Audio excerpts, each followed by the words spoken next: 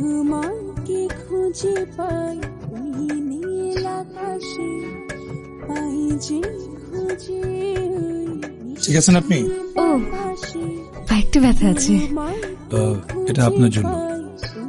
ফ্লাস্কে আদা আর গরম পানি আছে, যেটা খেলে আপনার পা ফুলে যাওয়ার সম্ভাবনা থাকবে না। আদা হচ্ছে প্রাকৃতিক প্রধান ওষুধ। আর পেঁপেটাও খাবেন, কিন্তু এটা তো অ্যান্টি ইনফ্লেমেটরি ক্যারেক্টারিস্টিক্স আছে, যেটা ওই যে আপনার পায়ের জয়েন্টে যদি কোনো ব্যথা থাকে সেটা কমাতে সাহায্য করে। Thank you. আপনি ডক্টর? না, আসি। ছেলেটা দারুণ কেয়ারিং। শুধু কেয়ারিং না, হ্যান্ডসাম। কোথায় যাচ্ছেন? সামনের দিকে।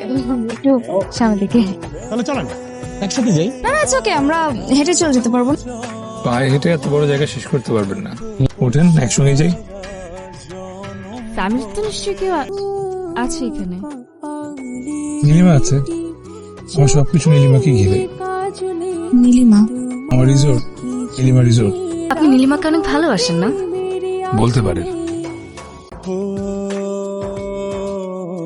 রংধনু রঙিনা নয় ঝর্ণা ধারাতে, তোমার উপমা খুঁজে দু চোখের তারাতে, খুঁজে খুঁজে দু চোখ বুঝে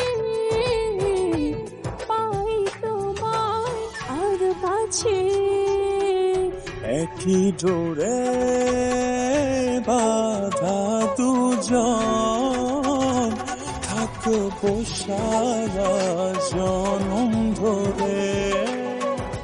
ফুল হয়ে সুরভি ছড়ালে প্রেমের চাদরে,